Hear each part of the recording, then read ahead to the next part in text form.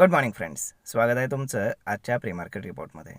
तर मग चला सुरुवात करूयात आजच्या प्री मार्केट रिपोर्टला आणि जाणून घेऊयात की आज आपल्या स्टॉक मार्केटमध्ये काय होऊ शकतं ते. त्याआधी तुम्ही जर चॅनलवरती नवीन असाल तर चॅनलला सबस्क्राईब करायला बिलकुल विसरू नका. तर मग चला सुरुवात करूयात आजच्या व्हिडिओला.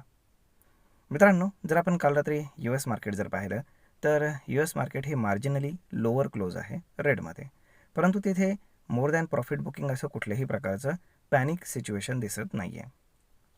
इव्हन ग्लोबल मार्केट्स जरी पाहिले तरी फार जास्त काही टेन्शन घेण्यासारखं नाही आहे. परंतु जर आपण आपल्या इंडियन मार्केटकडे पाहिलं तर मग मात्र आपल्याला जरा थोडंसं टेन्शन येण्यासारख्या गोष्टी घडलेल्या आहेत.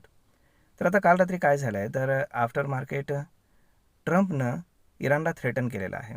त्यांनी असं सांगितलं आहे की स्ट्रेट ऑफ हॉर्मुझमधनं येणाऱ्या कुठल्याही कमर्शियल जहाजावरती जर इराणनं अटॅक केला तर एका अटॅकच्या बदल्यात आम्ही त्यांची पॉवर प्लांट किंवा मग ब्रिज आम्ही उडवणार आहोत. म्हणजे इकडे जर तुम्ही एक शिपवरती अटॅक केला तर तिकडे एक ब्रिज आम्ही पाडणार किंवा मग म्हणजे थोडक्यात काय की सिव्हिलियन इन्फ्रास्ट्रक्चरवरती ते अटॅक करणार हे लक्षात घ्या. आतापर्यंत ते मिलिटरी टार्गेट्सवरती अटॅक करत होते. त्यामुळे इराणनं देखील त्यांना रिटॅलिएट केलेलं आहे की तुम्ही जर असं केलं तर आम्ही जे काही मिडल ईस्टर्न कंट्रीज आहेत तर त्यांचे पॉवर प्लांट आणि त्यांचे ब्रिजेस वगैरे त्याच्यावरती अटॅक करू. त्यामुळे हे एस्कलेशन थांबण्याचं काही नाव घेत नाही आहे. त्यामुळे आता आणि यामध्ये कुठली मध्यस्थीही करताना दिसत नाही, कारण ओमान होता जो मध्यस्थी करत होता, कतार होता जो मध्यस्थी करत होता, तर या दोघांवरतीही आता अटॅक झालेले आहेत. त्यामुळे तेही कुठल्याही प्रकारचे मध्यस्थी करण्याच्या मूडमध्ये दिसत नाहीत.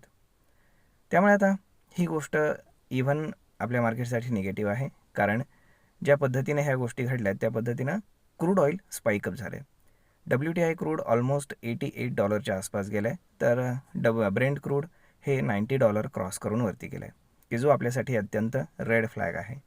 जोपर्यंत $85च्या खाली आहे तोपर्यंत काही वाटत नाही, परंतु $85च्या वर गेलं की आपल्या इंडियन मार्केटमध्ये जे काही डिस्क्रिशनरी स्पेंडिंग करणाऱ्या कंपनीज आहेत किंवा मग ऑटो कंपनीज आहेत की ज्यांच्यावरती पेट्रोल डिझेलच्या प्राइसेसचा इमिजिएट इम्पॅक्ट होतो. त्यानंतर जे काही पेंट कंपनीज आहेत, रबर कंपनीज आहेत, टायर कंपनीज आहेत, तर या कंपन्यांवरती आपल्याला एक निगेटिव्ह इम्पॅक्ट याचा नक्कीच पाहायला मिळतो. तर या अशा पद्धतीनं मार्केटमध्ये सध्या जर आपण आपल्या मार्केटमध्ये जर पाहिलं तर आज इन्फोसिसचा रिझल्ट आहे. त्यामुळे इन्फोसिस आणि सिप्ला वगैरे काही कंपन्या आहेत मोठमोठ्या, तर त्या फोकसमध्ये नक्कीच राहतील.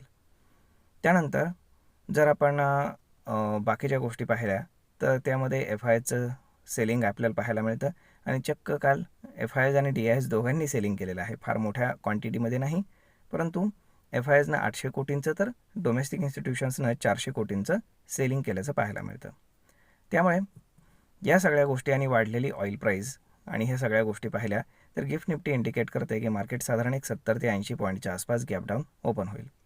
आता मार्केटनं काल जे क्लोजिंग केलेलं आहे तर ते 24,000च्या खाली आहे. त्यामुळे साहजिकच आहे की मार्केटमध्ये आपल्याला एक पॅनिक सिच्युएशन नक्कीच फर्स्ट हाफमध्ये पाहायला मिळण्याची पॉसिबिलिटी आहे. परंतु त्यानंतर जर मार्केट रिकवर होऊन बंद झालं आणि म्हणजे थोडक्यात आजच्या दिवसासाठी सांगतोय की जर मार्केट 24,000च्या वरती जर बंद झालं की ज्याची शक्यता थोडीशी कमी वाटते, तरच मार्केट टिकाव धरू शकेल. अदरवाईज मार्केट हळूहळू स्लाईड करत खालच्या बाजूला निघेल.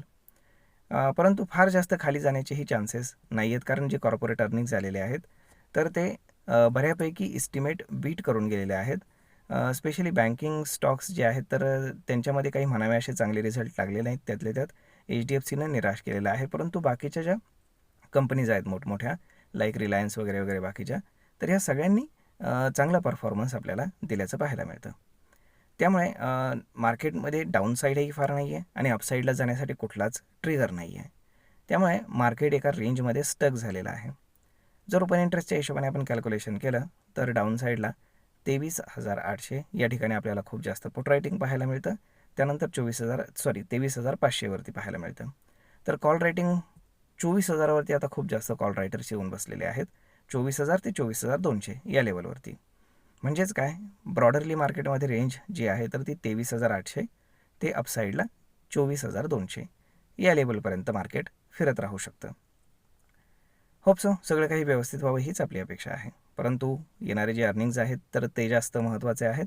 प्लस स्ट्रेट ऑफ हॉर्मुझमधनं काय न्यूज येते आहे त्याला जास्त महत्त्व राहील आणि बॅकडोरनं जे काही निगोसिएशन्स चालू आहेत तर ते काही सक्सेसफुल होताना दिसत नाही आहेत, कारण दिवसेंदिवस एकमेकांवरचे हल्ले जे आहेत तर ते वाढत चाललेत.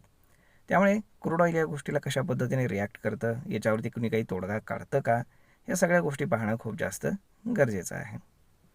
तर मग पाहूयात काय होतं ते. तर मग मित्रांनो, हा व्हिडिओ, ही माहिती तुम्हाला कशी वाटली हे तुम्ही आम्हाला कमेंट करून नक्कीच सांगा. आणि जर आवडली असेल तर आपल्या जवळच्या मित्रमंडळींसोबत देखील हा व्हिडिओ तुम्ही शेअर करायला विसरू नका. धन्यवाद.